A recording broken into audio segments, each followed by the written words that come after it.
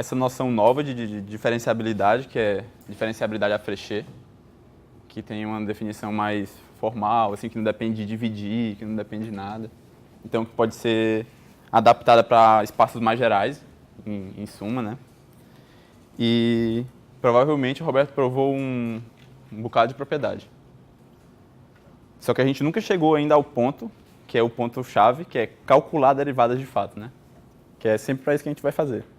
E hoje a gente vai ganhar tempo, sei lá, com duas coisas, que é quando que calcular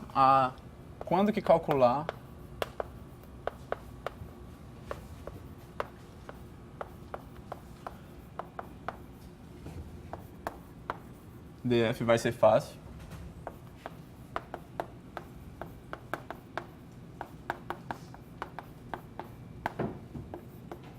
Certo? Então, o que a gente gosta mesmo na nossa vida é fazer conta de limite, cálculo, análise na reta. Então, a gente vai fazer uma tradução disso. Quando é que só uma conta tipo cálculo vai dar pra gente o cálculo da derivada de Frechet, tá? E aí depois, isso aqui é basicamente isso aqui que a gente vai fazer. E depois a gente vai começar a desenvolver ferramentas para fazer a conta quando ela for mais difícil mesmo. Que, em suma, é provar a desigualdade do valor médio.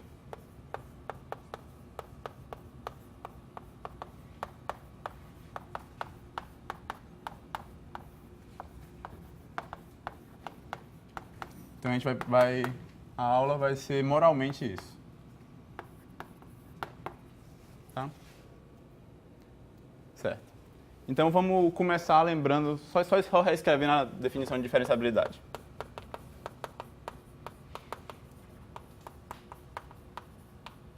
Nossa, que palavra grande.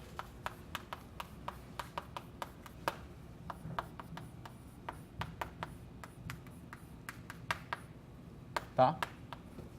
Então a gente diz que, só lembrando, que f de U em V, U aberto,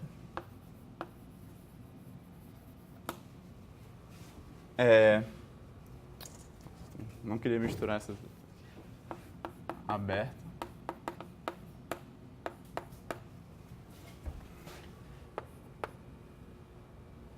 É diferenciável a Frechet. É Frechet diferenciável.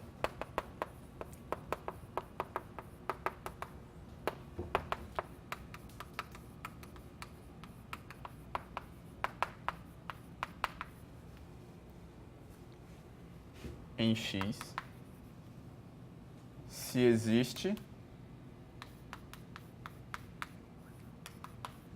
uma aplicação linear contínua de V em W, certo? Contínua.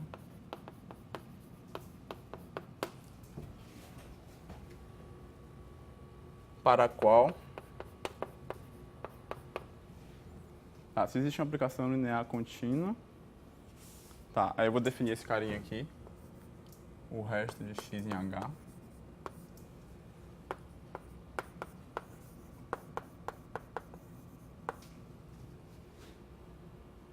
Tá, contínua. Menos x, menos th. Tá. Tá o quê? Esqueci. Tá o quê para todo h?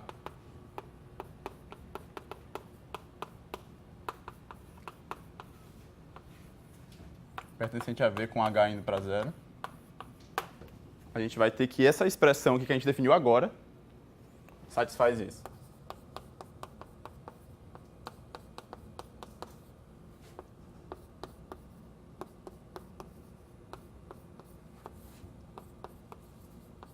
Nos respectivos espaços, né? Vai para zero quando o h vai para zero. Certo? Tá, então, é uma definição grandona, abstrata, e a gente ainda não sabe de fato como calcular uma coisa dessa, a não ser chutando e acertando. Certo? Mas só a definição em si, o Roberto já deve ter mostrado que ela já dá algumas coisas. por exemplo, a gente consegue, supondo que a f é diferenciável, calcular todas as derivadas direcionais. Então, eu vou só lembrar aqui. Então, se a gente quiser calcular, por exemplo, suponha que ela é diferenciável, tá? Pega uma f diferenciável.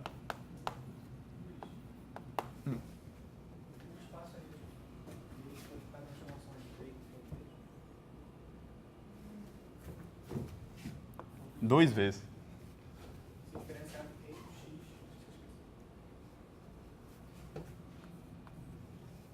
Obrigado. Tá, então pega uma aplicação diferenciável. E usando essa expressão estranha, só para a gente ir se acostumando, vamos calcular a derivada direcional. Então a gente pega um x, soma um carinha numa direção aí, certo? Subtrai o x. Então se a gente está supondo que ele é diferenciável, já existe esse t. Então a gente vai ter um t aqui.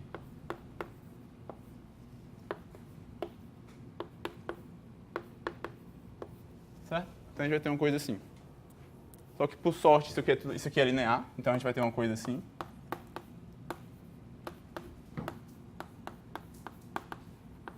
E agora a gente pode dividir por t.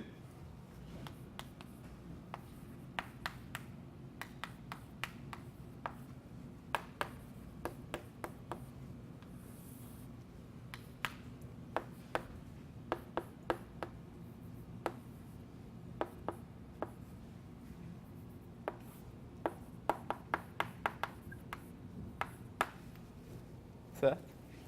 E agora se a gente mandar, sei lá, se o v tem norma 1, se a gente mandar o t para 0, isso aqui vai para... Quando o t vai para 0, isso aqui vai para tv. Tá? Então isso daqui que a gente está provando é que se ela for diferenciável a Frechet, então a gente... Ah, tá, esqueci de falar, né? Ou não. O Roberto já falou provavelmente. Mas a gente chama esse t de d f de x. Tá? Então, se essa função for diferenciável a Frechet, então a gente vai ter que a derivada direcional na direção v em x é igual a aplicado em v. Certo? Então, tá, legal. Isso daqui já dá uma conclusão legal, por exemplo.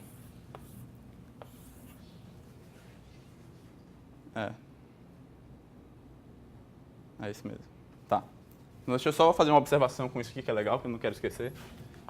Uma observação é que isso daqui implica o seguinte, tá?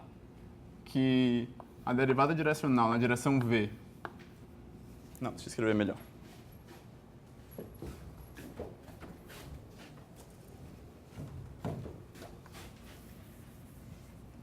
Se você pega um vetor v com coordenadas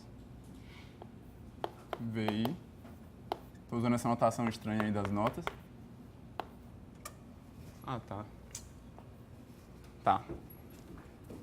Tá faltando falar coisa, né? Aqui, para todos os nossos casos, os espaços vão ser de dimensão finita. E aí sempre vou fazer em RD e não vou dizer nada. Tá? A não ser agora.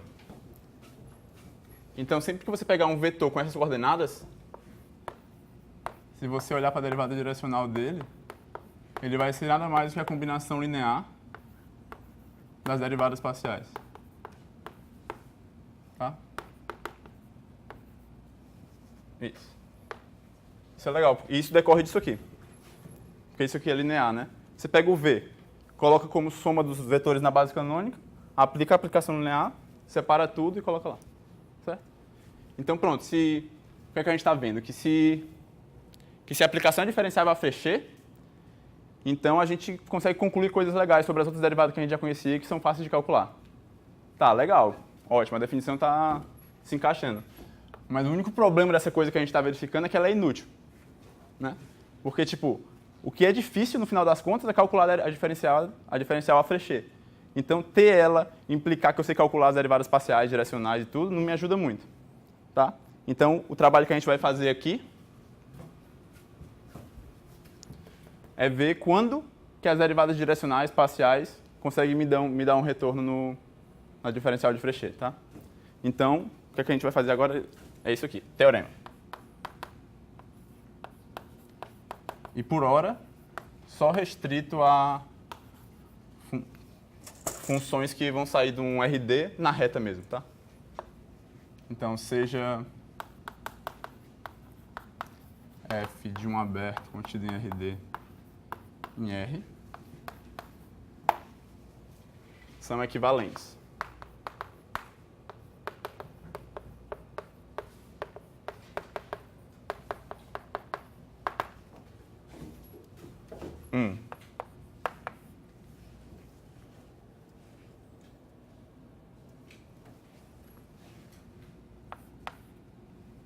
Tá? df de x está definida em U.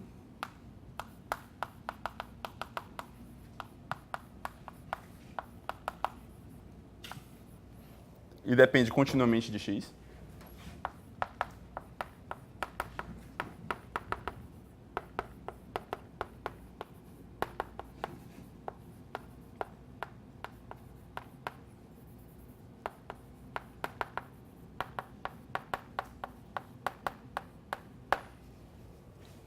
Certo? 2. Para toda direção que você escolher,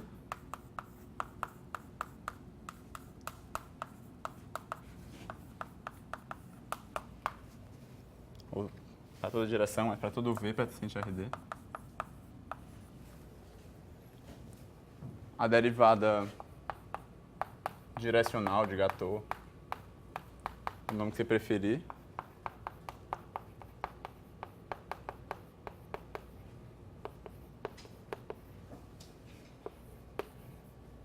df dv de U em R é contínua, existe e é contínua.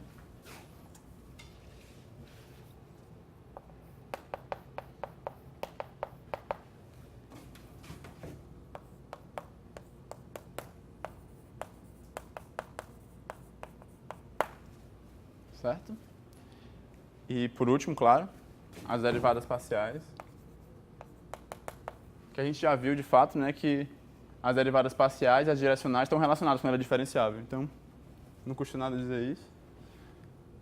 Todas as derivadas parciais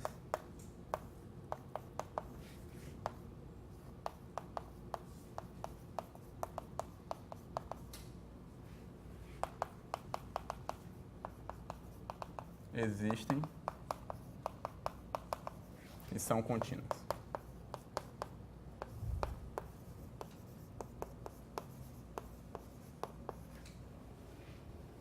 Certo? Então, isso aqui está dizendo qual condição as derivadas parciais, que a gente sabe calcular, facinho, limite, legal, precisam ter para que a gente conclua que a derivada existe e que ela é contínua. Né? E quais são as hipóteses que elas existam e sejam contínuas. Tá? Então, a gente vai gastar um tempinho provando isso daqui, que na verdade, bem, está escrito como se fosse isso equivalente a isso, mas tem uns que são muito mais fáceis que o outro. Né? O que é que a gente já consegue provar, por exemplo? Sem muito esforço.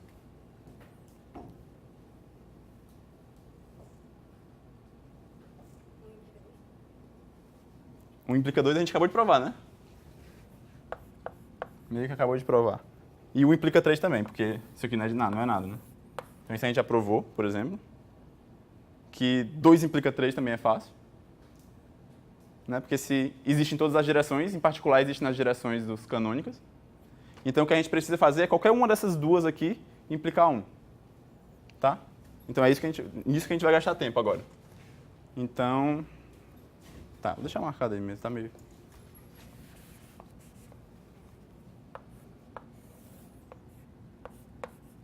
A gente já tem isso e isso. Então a gente precisa só fazer ou isso implicar 1. E é isso que a gente vai fazer. Que é... eu vou fazer 3 implica 1. Tá? Então, se todas as derivadas parciais existem e são contínuas, vamos provar que esse cara aqui existe.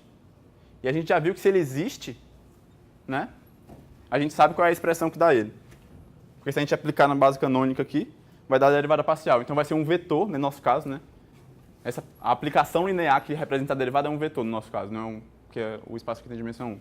Então vai ser um vetor, que as coordenadas são as derivadas parciais, o gradiente, que a gente conhece de cálculo. Tá? Então vamos fazer isso. Então o que a gente quer é provar isso aqui, né? A gente já tem um candidato, que é o gradiente. Então a gente quer provar que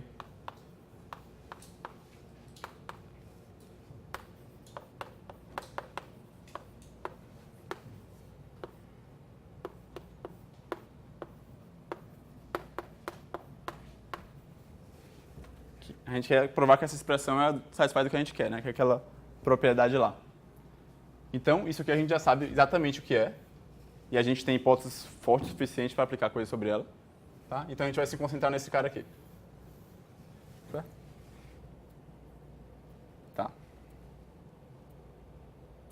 Então, vamos isolar ele aqui.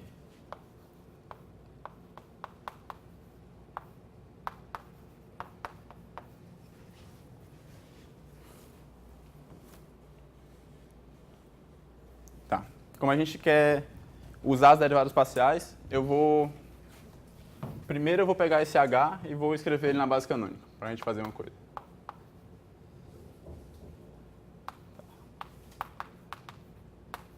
A gente tem isso aqui.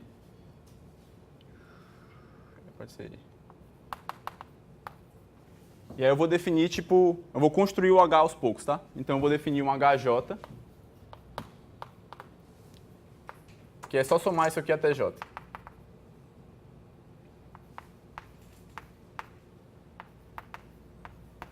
Tá? E isso vai ser bom porque quando eu mudo só numa coordenada, eu vou poder usar essa diferença, vou poder usar a derivada parcial para fazer alguma coisa. Tá? Então eu vou pegar aquela expressão que a gente tinha, que a gente tem, tá aqui, que é o que falta para a gente fazer alguma coisa, e vou reescrever do seguinte jeito. Ah, tá, só para ficar completinho, e o H0 vai ser 0. Tá? O HJ está definido de 1 até J, de 1 até D, e o H0 vai ser 0 para a gente escrever essa soma telescópica aqui.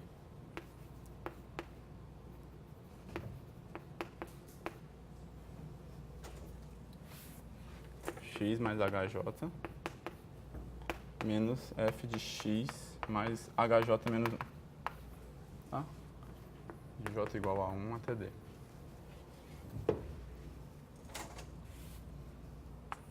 Tá? E o bom dessa expressão, como eu estava falando, é que aqui, o que muda na coordenada do cara que a gente está aplicando é só uma coordenada. Né? Então a gente pode controlar ela melhor. Certo? Então agora a gente vai perder tempo com isso aqui, que eu vou chamar de asterisco. Vou lá para o outro lado. Aí vocês me ajudam com os índices, que vai ter índices que são.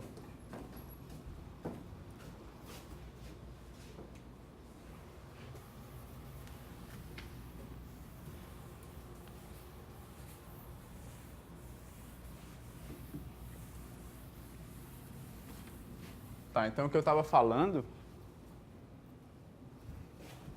era que HJ é igual a HJ menos 1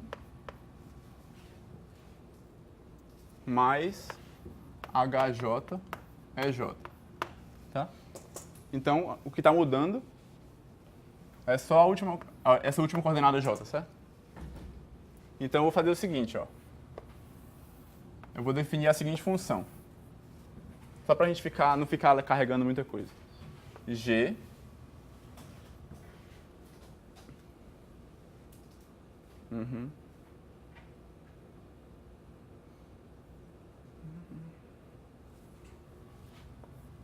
de T por f de x mais HJ menos 1 mais T é J. Tá? E agora eu vou escrever em termos de G aquela coisa que a gente falou lá. Vocês me ajudam aí para eu não errar. Então vai ser... Tá. G de 1 menos G de 0. Não, G de HJ.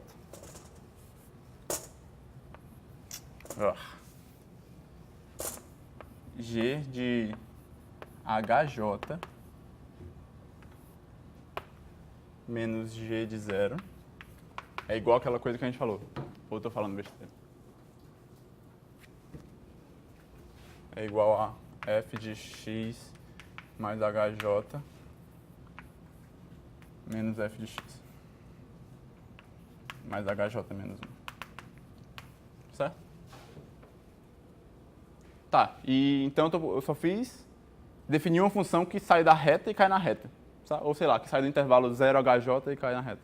Tá? Então agora a gente ficou feliz, porque essa função aqui é uma função daquelas que a gente sabe fazer conta com ela. Fica feliz, tá?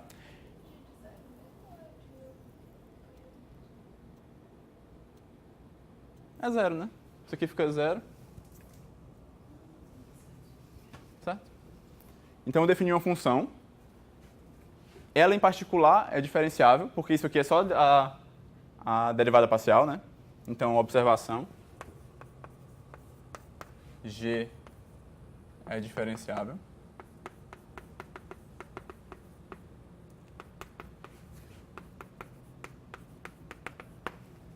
E a derivada é contínua. Tá? Então a gente pode usar, por exemplo, o teorema do valor médio. Que é o que eu vou fazer. Então,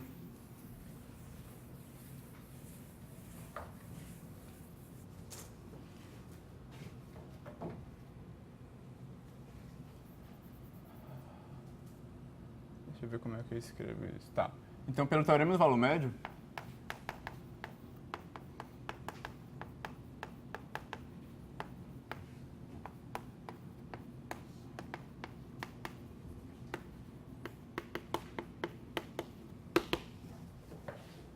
a gente tem o seguinte. Vou escrever com calma para não errar.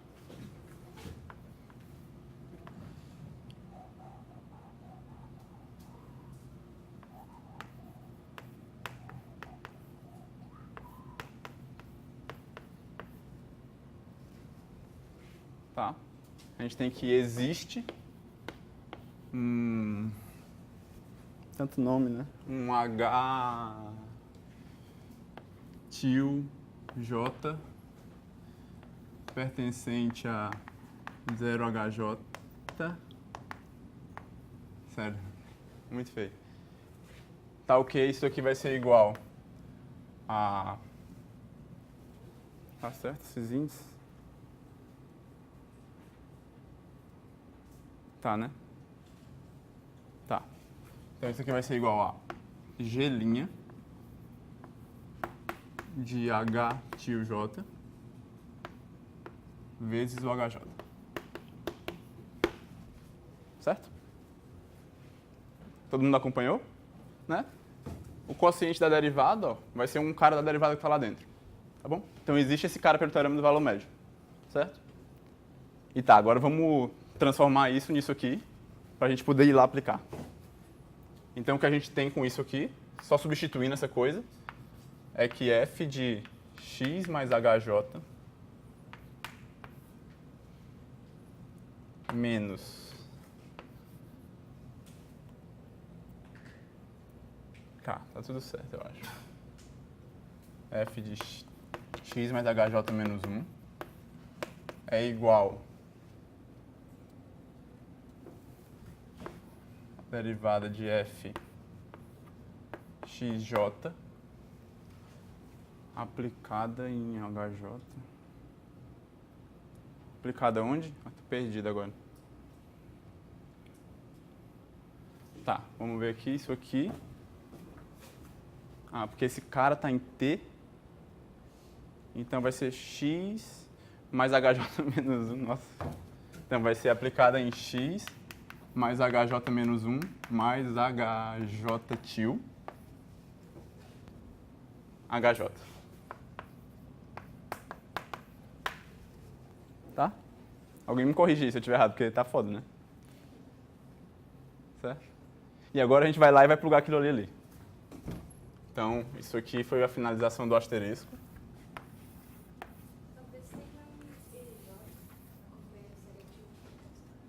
É verdade. Certo? Então,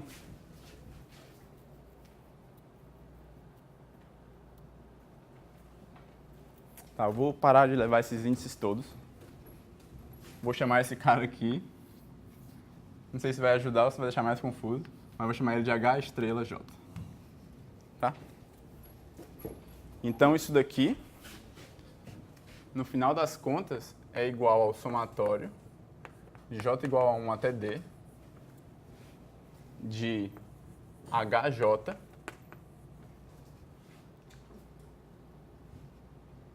isso, vezes a derivada na direção J de X mais H estrela J. Agora ficou bonitinho até. Dá pra gente fingir que nada aconteceu e terminar. Tá? E isso é muito bom, né, se a gente parar pra pensar. Porque o que a gente tem aqui, ó, né? O que é que a gente tem aqui? É exatamente, vou escrever aqui. Não, vou escrever. Tá, vamos com calma, né? Então tá, a gente tem essa expressão, a gente vai voltar para isso aqui. Vou levar isso daqui, ó, agora lá pro outro lado. Tá? Então, a gente tem que... A gente quer mesmo fazer essa conta aqui, né? Era esse nosso objetivo no começo. Menos o gradiente de x, h. Tá? Mas agora essa expressão aqui parece muito um gradiente de xh. Só está variando esse carinha novo aqui, que está aqui dentro. Então isso daqui, essa conta, é igual ao somatório de hj, que multiplica esse carinha aqui menos o carinha da derivada. Ou seja, a derivada na direção xj do x mais h estrela j menos a derivada na direção xj f do x.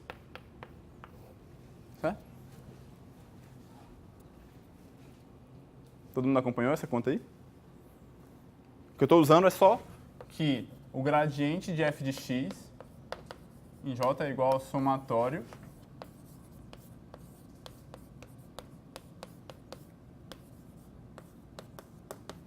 tá? Que eu não tinha escrito. Ali deve ser H. Na esquerda, os dois primeiros, em vez de J, J. Onde? F de x mais H menos F de x mais... Opa, verdade. Não, é. Ali dentro que eu tinha que ter substituído. Isso aqui é o termo do somatório, né? Não isso aqui. Foi mal. Tem razão. Então, isso é o que a gente está interessado, né? Certo? Desculpa. Isso é o que a gente está interessado. A gente quebrou isso daqui como essa soma passo a passo para usufruir do fato da derivada parcial. E aí pegou essa soma que a gente quebrou para passo a passo, usou o teorema do valor médio na reta para calcular isso aqui, certo? E aí a gente plugou lá dentro da conta da gente. Tá. Então tá, a gente tem um somatório de derivadas parciais e no outro aqui também a gente tem a mesma coisa, né? Um somatório de derivadas parciais. Então agora a gente está bem perto de terminar. A gente só precisa provar que essa coisa aqui, quando eu dividir pela norma de H, vai para zero. Certo? Esse aqui é o R, né? Certo? Então, isso aqui é uma observação, né? Que eu não tinha escrito nenhuma hora, mas isso é o que a gente já tem do cálculo, né? A gente já sabe isso aqui. Então, gradiente escalar com H dá isso aqui. Eu só fiz plugar essa coisa ali dentro.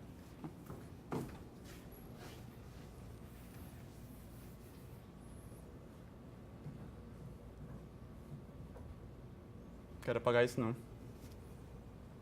Tá, vou apagar o último lá de novo. Tá? Então eu vou continuar aqui. No vídeo não vai dar pra perceber, né? Ele só filma esse quadro. Tá, então eu vou reescrever o que a gente já conseguiu aqui pra gente não se perder. É igual ao somatório de HJ abre derivada na direção J de x mais h estrela J menos a derivada. Assim, eu não sei se vocês estão vendo como é que a prova termina, mas a gente devia estar bem feliz, né? Porque as derivadas parciais são contínuas. E aqui a gente está dando uma variaçãozinha para elas só. Então, quando o H for para zero, esses HJ estrela vão tudo para zero. Então, isso aqui deve ser perto disso. Mas ainda tem uma burocracia que é fazer a norma do H aparecer. O que é que a gente faz? Passa normas aqui.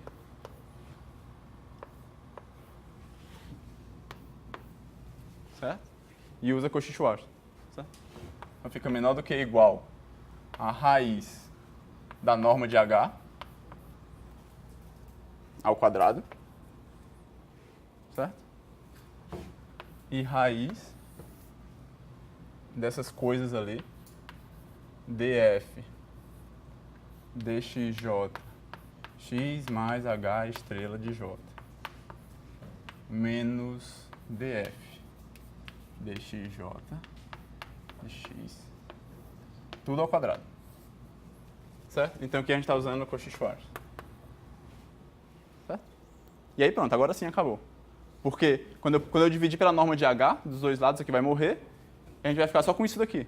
E pela continuidade da derivada parcial, isso aqui vai para zero. Tá? Então, só para concluir, h de x, r de h de x, norma dividido pela norma de h,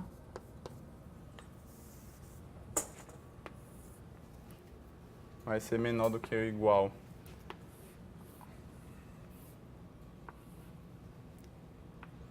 Estou muito paciente, vamos lá.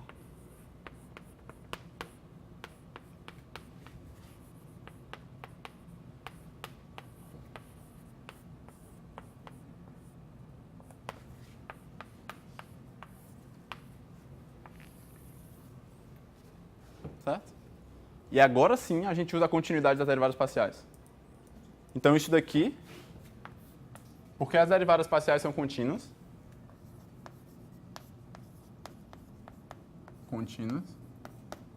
vai para zero. Quando H vai para zero, porque esses HJs todos vão para zero. Não é? Porque lembra? Bem, deve ter em algum lugar, será? Não, tem mais não. Mas esses HJs estavam entre 0 e a coordenada J do HJ. Então, quando as coordenadas estão indo para zero, ele está indo para zero também. Certo? Então, vou botar um adendinho aqui. Ah, não, nem é esse HJ, né? Mas tudo bem. Vai para zero quando H vai para zero. Bem, não tem nada escondido não aí, né? Tá tudo certo. Então, pronto. A gente pode recapitular ainda, se quiser, de novo, que eu já recapitulei. Tá. Sempre que a gente quiser provar que uma coisa é diferenciável, a gente vai ter que escrever essa expressão. Se a gente tiver um chute, só vai faltar se preocupar com isso. Né? Então, foi com isso que a gente se preocupou. E a gente pensou, tá, qual é a hipótese que eu tenho sobre as derivadas parciais? Então, vamos quebrar coordenada a coordenada e tentar usar isso. E a gente escreveu isso como uma soma telescópica de mudando só numa coordenada e usou isso, o poder que a gente tinha aqui.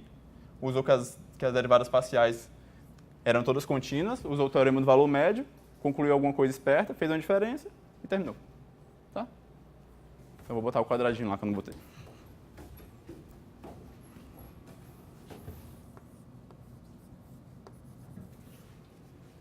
E a dependência contínua do x é meio implícita da conta, porque ela fica... As coordenadas delas são as derivadas parciais. Não é nessa conta que a gente fez. Uhum. Isso, exatamente. É uma boa observação, que não está claro, não necessariamente está claro, né? Esse cara aqui, as coordenadas dele são as próprias derivadas parciais. Né? Então, a dependência é contínua por causa da hipótese de que as derivadas parciais são contínuas. Então, acho que a gente provou todas as direções. Vamos ver. A gente provou isso daqui, isso aqui, isso aqui é de boa. Tá faltando alguma coisa? O que a gente provou foi isso aqui. Esse é equivalente a esse.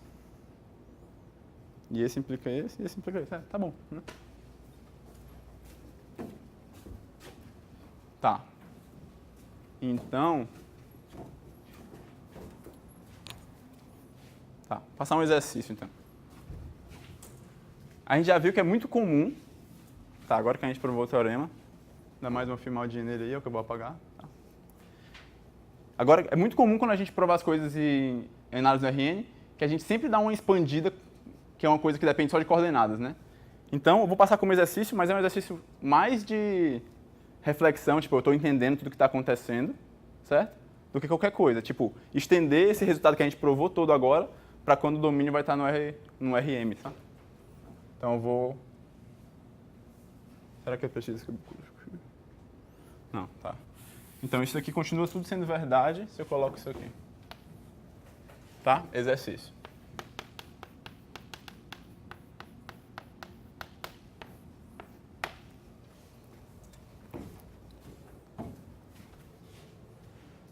Tá. Então, voltando para aquela reflexão do começo da aula, né? Esse é o lugar onde a gente está confortável, certo? Se você a gente sabe calcular, é só um limite. Se você calcula as derivadas parciais e elas são uma coisinha bonitinha, contínua, você não precisa mais se preocupar com a derivada de Frechet. As coordenadas dela vão ser tudo que você precisa, tipo o jacobiano, quando é uma aplicação mesmo, e o gradiente, quando é uma aplicação em R. E pronto, estamos felizes, tá? E aí, daqui para frente, vai ter uns casos mais delicados, assim, de calcular a derivada de Frechet. Então, a gente vai falar dessa ferramenta, que é o teorema do valor médio, que vai ser basicamente a única ferramenta. Claro que vai ter outras coisas, mas vai ser basicamente a única ferramenta sofisticada que a gente vai usar, assim, tá? Então, deixa eu só não me confundir aqui.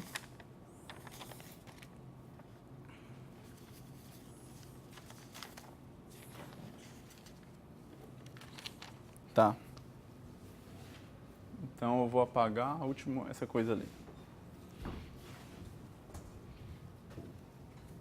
Tentar o exercício, vou deixar mais um pouquinho, vai que alguém não copiou. Vou apagar isso aqui. Tá.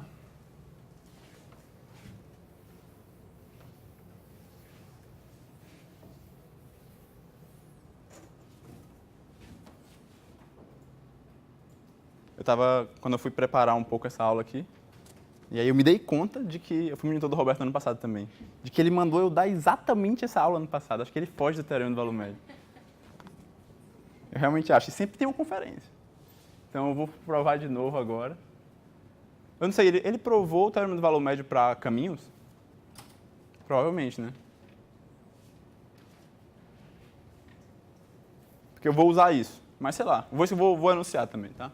Então, o tópico agora é desigualdade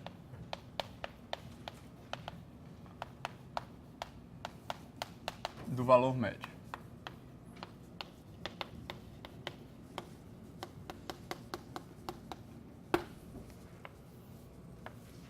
Que, voltando, é a ferramenta que a gente vai ter para quando a gente não conseguir usar as derivadas parciais para calcular uma coisa.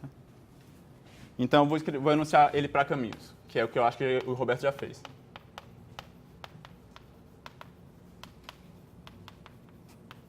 Tá? Então, dados S e T pertencente a intervalo I e F de I é um intervalo contido na reta, tá? Em um espaço aí W, dimensão finita, diferenciável.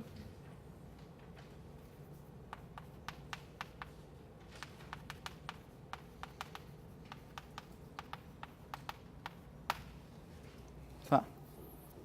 Isso. A gente tem a desigualdade do valor médio, que é f de t menos f de s no espaço certinho é menor do que ou igual ao supremo da derivada no intervalo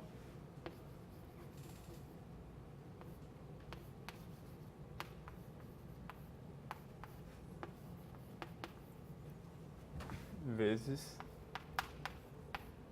tá? A prova desse resultado não é muito difícil, não. A gente vai usar ele para provar o outro. Mas, assim, se você quiser ficar confortável com, sei lá, achei estranho, não gostei. Você pode pensar assim, pensa que você pode aplicar o teorema fundamental do cálculo aqui para caminhos. Ou seja, que ela é C1. Tá? Então, isso daqui vai ser igual à integral de S a T da derivada. E aí, quando você bota o módulo para dentro da integral, sai exatamente isso aqui. Tá? Então pensa assim, é bem fácil de lembrar. Tá? Então a gente vai usar isso para provar para aplicações.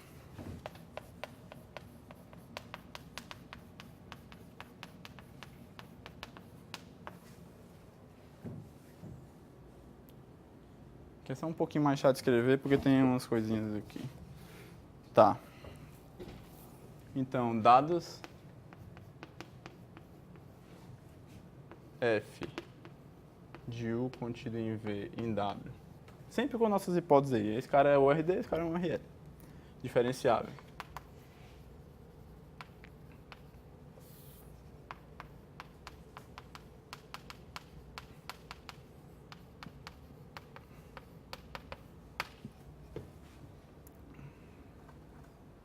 Tá?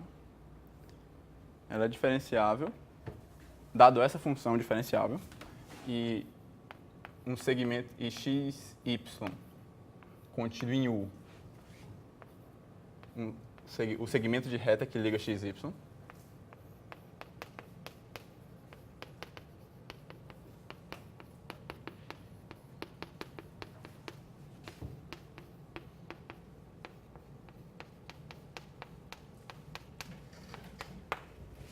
A y, tá? A gente tem exatamente a mesma coisa, que é, se eu quisesse ser bem preciso, assim, na verdade o que eu estou usando de diferenciabilidade é só diferenciabilidade aqui nesse carinha aqui. Mas eu não vou me preocupar com isso não, tá? Então a gente tem que f de x, só para eu não me perder, vou botar y aqui, y menos f de x é menor do que ou igual o sup da derivada de f. Qual letra que eu usei? Um A pertencente ao segmento de A. E essa norma aqui a gente sabe que é essa daqui, tá? Vezes x menos y. Tá, então se eu quiser ser bem preciso, V, W e esse carinha aqui. Tá? Então a gente vai usar a desigualdade de valor médio para caminhos para provar isso para aplicações. Tá? E, sei lá, é de um jeito bem natural, porque o caminho já está sendo dado, né? É esse segmento de reta que está ali. Tá? Então a gente vai usar isso para definir um caminho e aí usar o teorema lá. Nossa, eu levei todos os apagadores para lá.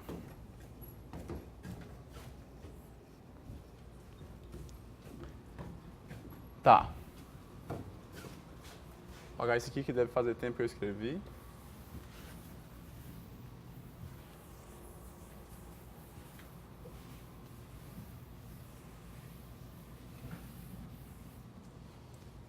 Tá?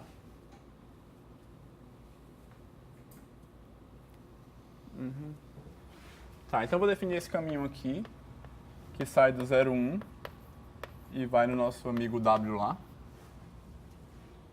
Que ele pega um T e manda exatamente a paramentação do segmento lá, tá? 1 menos tx mais ty. Certo? E aí, tá. Vamos escrever com calma. Então, a gente já sabe a regra da cadeia, né? Então, quem é a derivada desse caminho? Vamos lá, se vocês já internalizaram a regra da cadeia aí. É a diferencial da f aplicada naquele cara e a derivada daquele caminho. Aplicada na derivada daquele caminho. Então, é df de 1 menos tx mais ty. E é a derivada aplicada na derivada desse cara. Que é em t, né? Então, é x menos y menos x. Então, certo?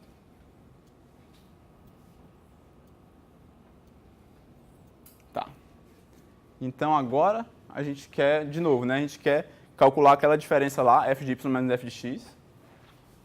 Então, vamos escrever aqui, ó. F de y menos f de x.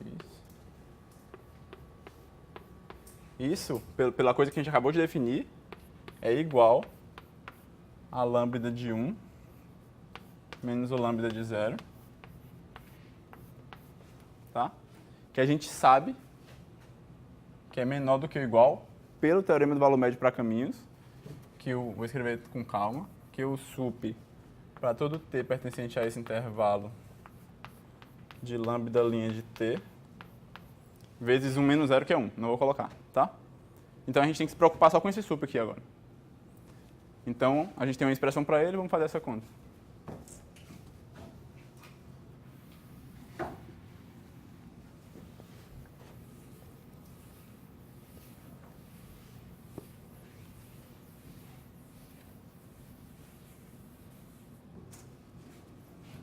Certo?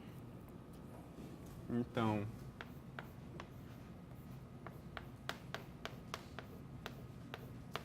é igual a norma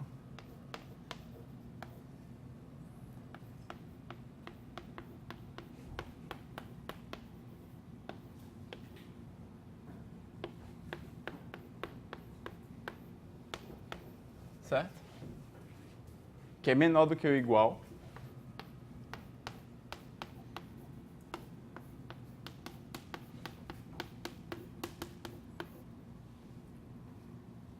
não, tá bom?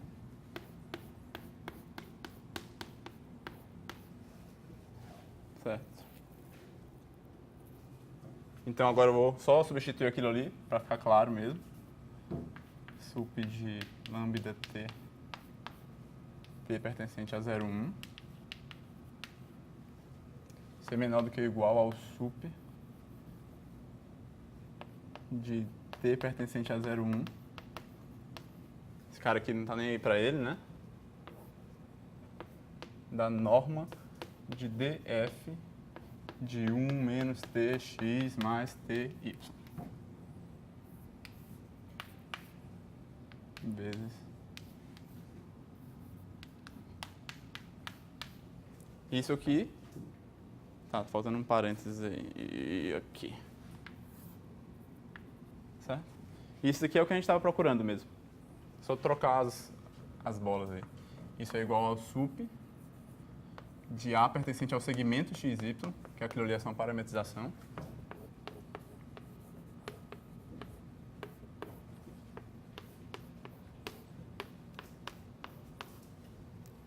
X. Certo? Então está aprovada. Baseada. Se vocês quiserem, vocês podem voltar. Tem lá nas notas da prova disso aqui. Não é muito difícil não, só tem uma preocupação lá de provar que o sup do cara do intervalo é o último, o extremo, coisa assim, mas é bem simples. E volta lá. E não esquece disso, se precisar lembrar da desigualdade, usa essa coisa do teorema fundamental do cálculo para lembrar, né? Volta para dentro, certo? Então, tá. Então agora fazendo um review da aula inteira, desde o começo, a gente... Tá, isso aqui não vou apagar não, é isso aqui.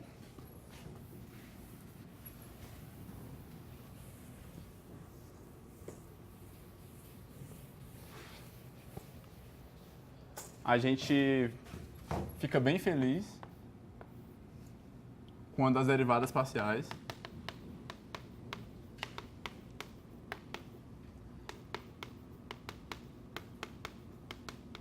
existem e são contínuas.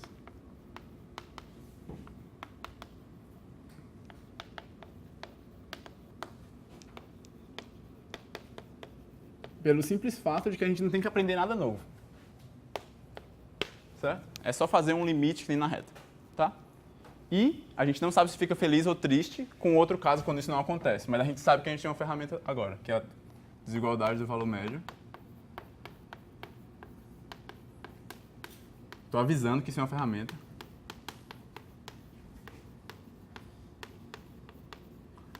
Médio vai ser a principal.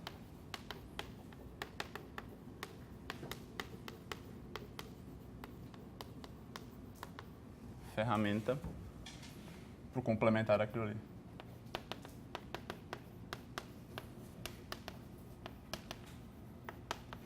Nos outros casos.